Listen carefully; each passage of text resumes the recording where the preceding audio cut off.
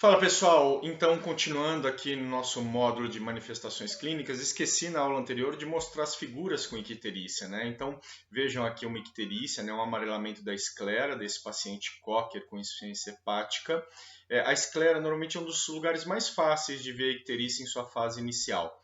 Aqui a gente nota uma icterícia de mucosa oral. Vocês percebam que a mucosa está bem corada, o que basicamente descarta a possibilidade da icterícia pré-hepática, né, porque a mucosa teria que estar pálida se houvesse hemólise. Então aqui ou vai ser hepática ou vai ser pós-hepática. Clinicamente já é um grande indicativo. E a gente vê aqui o paciente com o abdômen todo amarelado, né, em função de uma grave icterícia, tá, João? Então é assim que a gente vê no ambulatório lá no consultório. Pessoal, para a gente terminar então as manifestações clínicas da doença hepatobiliar, vamos falar um pouquinho sobre encefalopatia hepática e distúrbios de coagulação. Pessoal, a encefalopatia hepática é uma manifestação importante e preocupante da doença hepatobiliar. Normalmente ela acontece em enfermidades graves, importantes e muitas vezes avançadas, tá?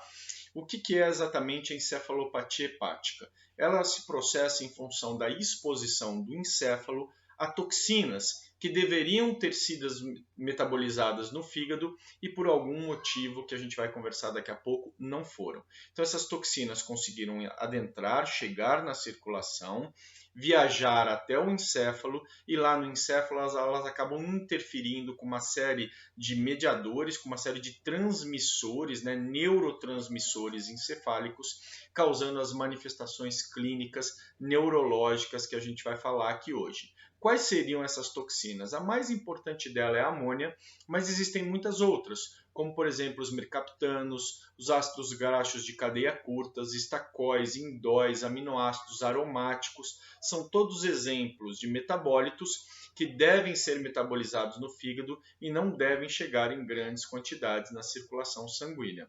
Então vamos ver por que exatamente esses metabólitos acabam chegando na circulação, atingindo o encéfalo e causando a encefalopatia hepática. Então olha lá, a gente tem basicamente dois motivos para isso acontecer.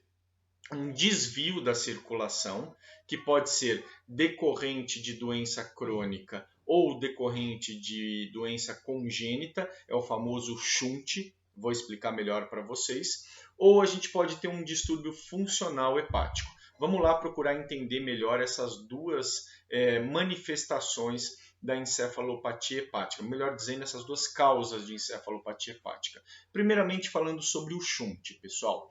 O shunt é uma comunicação anormal entre o sistema porta-hepático e a veia cava, mais comumente a veia cava caudal. Tá? Então há uma ligação entre o sistema venoso porta e a veia cava, permitindo então que esses metabólitos que deveriam ir para o fígado para ser metabolizado entrem diretamente na circulação. É isso que a gente está observando nesse desenho esquemático aqui. Então a gente vê aqui o fígado, né? Vemos aqui a veia porta, a veia cava e existe um shunt, uma comunicação anormal entre o sistema porta e a veia cava, levando o sangue diretamente para a veia cava sem ser metabolizado pelo fígado. Esse sangue então segue para a circulação sistêmica, atingindo o encéfalo e causando as manifestações da encefalopatia hepática. Mas professor, por que esse shunt existe? Tem dois motivos para esse shunt existir. O mais comum é o shunt congênito, então uma anormalidade do desenvolvimento intrauterino que acaba causando esta comunicação anormal. E nesse caso, em geral, as manifestações da doença hepática, da encefalopatia hepática, são mais precoces na vida do animal, em geral com alguns meses ou poucos anos de idade, com algumas pequenas exceções. Mas o shunt também pode se formar a partir de uma doença hepática crônica, principalmente a cirrose. Eu falei para vocês em aulas anteriores que a cirrose causa hipertensão portal, aumento da pressão hidráulica no sistema venoso portal.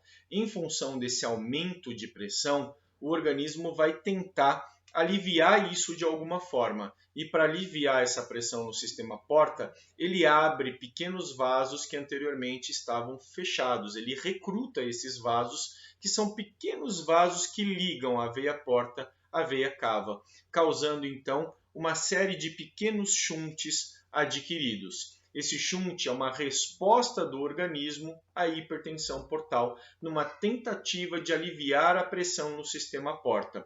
Embora isso seja fundamental para aliviar essa pressão, acaba causando como efeito, digamos assim, adverso, a passagem desses metabólitos para a circulação sistêmica e a manifestação de encefalopatia hepática.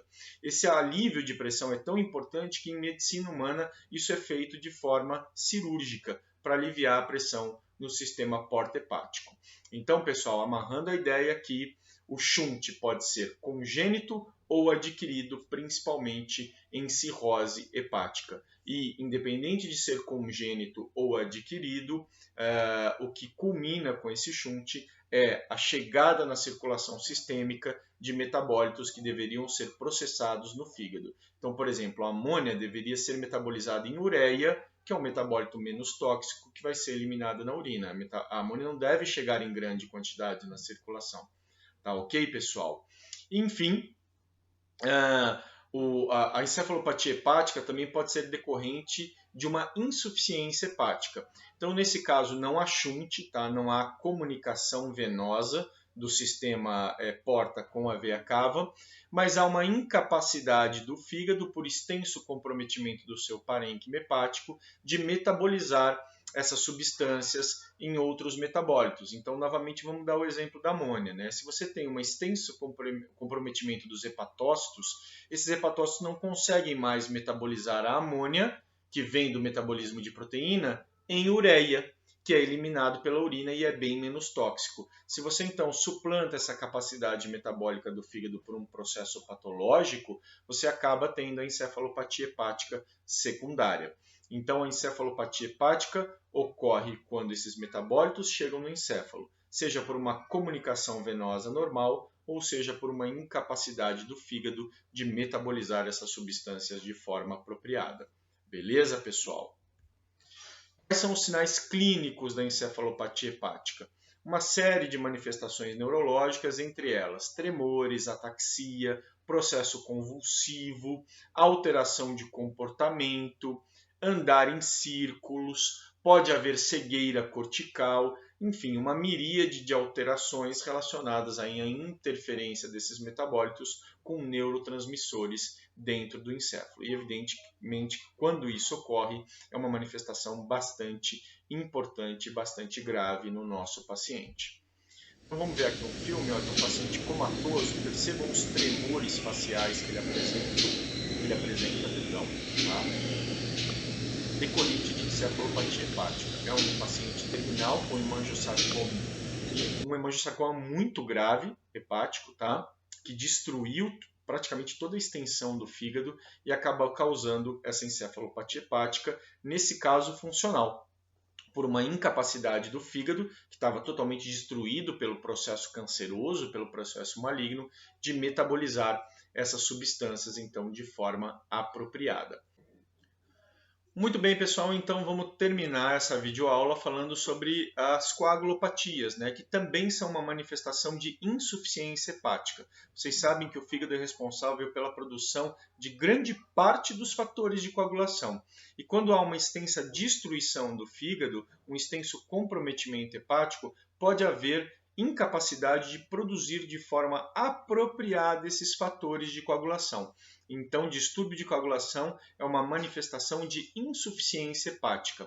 Uma outra coisa também que pode interferir, que pode levar à coagulopatia, é a questão da absorção de vitamina K. O fígado também, pela sua ação principalmente do sistema biliar, é importante na absorção da vitamina K, uma vez que a vitamina K é absorvida junto com gorduras e essa gordura tem que ser emulsificada pela bile para ser quebrada de forma apropriada e, portanto, absorvida.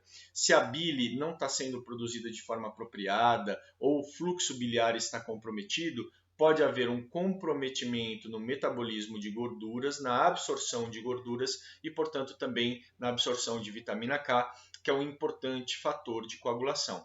E como exatamente, professor, que se manifestam essas coagulopatias? Comumente por sangramentos digestivos, por exemplo, hematêmese, hematoquesia, e também pode ocorrer na forma de sangramentos cavitários, hemoabdômen, hemotórax, tá? Pode ocorrer sangramentos em várias regiões, inclusive, por exemplo, dentro do saco pericárdico, tá? Então, mas o mais comum é o sangramento dentro do trato digestivo, tá joia, pessoal?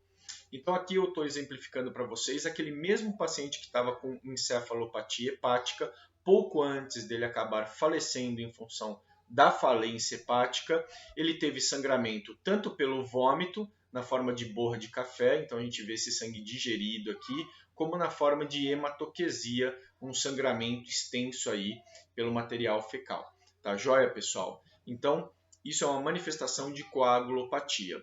Do ponto de vista clínico, então, a gente vê dessa maneira que eu expliquei para vocês, mas a gente define o diagnóstico normalmente por meio de uma avaliação laboratorial, que envolve aí a avaliação do tempo de coagulação e do tempo de protrombina e de tromboplastina parcial ativado. São exames que a gente vai ver quando a gente falar, por exemplo, de cirrose hepática e de insuficiência hepática aguda e que são absolutamente fundamentais em documentar essa incapacidade do fígado de produzir apropriadamente os fatores de coagulação, levando a sangramentos aí dentro do organismo do animal. Tá joia, pessoal? Então, finalizamos a nossa aula de manifestações clínicas da doença hepatobiliar e nas próximas videoaulas vamos falar aí das doenças hepatobiliares que acabam causando todas essas manifestações. Tá joia, pessoal? Te aguardo lá. Um grande abraço. Tchau, tchau.